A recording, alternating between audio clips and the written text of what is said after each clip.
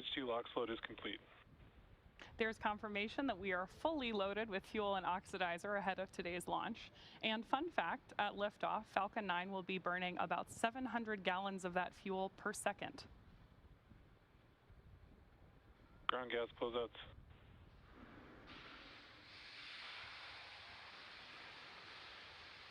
As some of you mentioned earlier, that white cloud that you see venting away from the rocket is totally normal and nothing to worry about. The next call out we're listening for is also one she explained to you. That's going to be that Falcon 9 is in startup mode and that the internal flight computers have taken over the terminal count.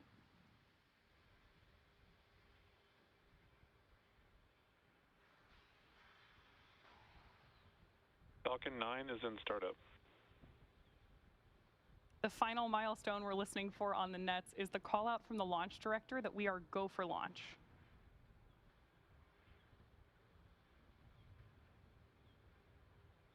As LD on countdown, go for launch. There you hear it. We are just over 30 seconds from liftoff, and all systems are go for the launch of Falcon 9 and the Satria payload. Go Falcon 9, go PSN. T minus 30 seconds.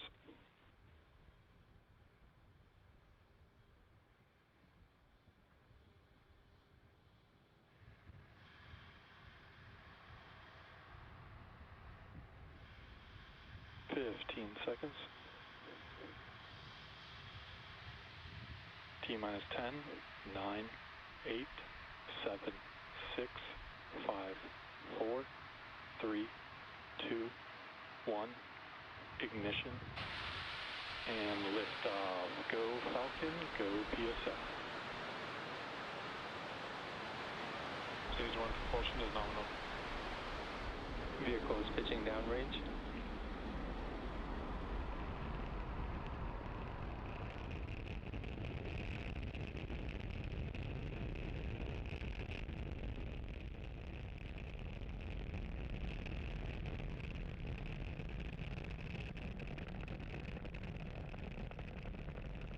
That incredible view means that Falcon 9 has successfully lifted off from pad 40. And right now we are throttling down to prepare for max Q in about 30 seconds. As you may have heard us explain before, this is the period of highest aerodynamic pressure on the vehicle. Power and telemetry nominal.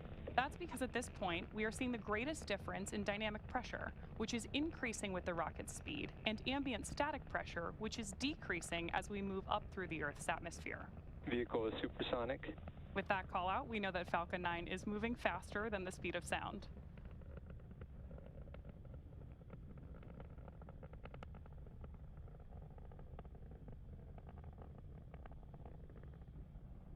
Max Q. With confirmation that we've passed through max Q, we have 3 events coming up in quick succession, starting with main engine cutoff, stage separation, SES1, or second engine start 1. Main engine cutoff, or MECO for short, is where all 9 Merlin 1D engines will shut off to slow down the vehicle in preparation for the next event, stage separation, or stage sep for short. That's where the first stage booster will separate from the second stage.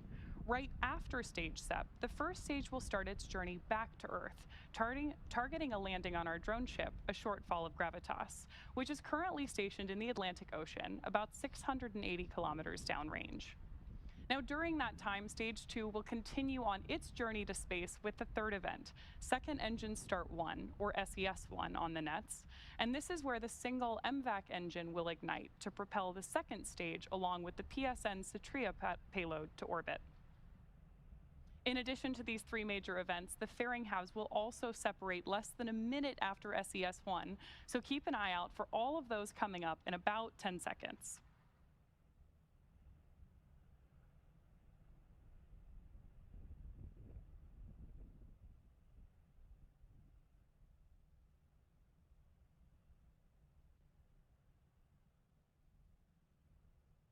Main engine cutoff.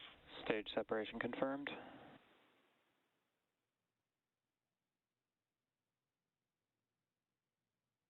MVAC startup.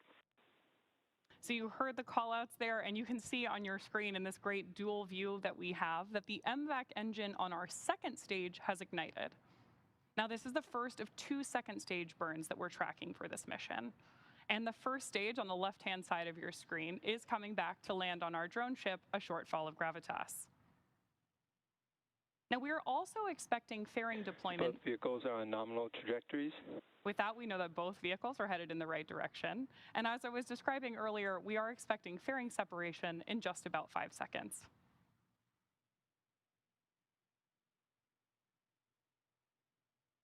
Fairing separation confirmed. As some of you mentioned earlier, reusability is part of our secret sauce here at SpaceX. So with that confirmation of fairing separation, we know that both of those are coming home again. The first, or one of them, is flying Acquisition of signal Bermuda. for the 7th time and the other for its 9th.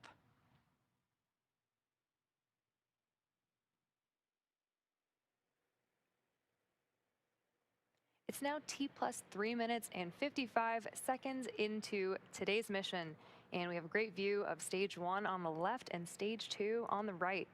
In order to complete today's landing, the first stage has 2 more burns left. Next up will be the entry burn, where 3 of the Merlin engines on the first stage will reignite, and this will help slow down the F9 first stage as it re-enters the upper part of the Earth's atmosphere. That entry burn should start in about 2-ish minutes from now and will last about 20 seconds.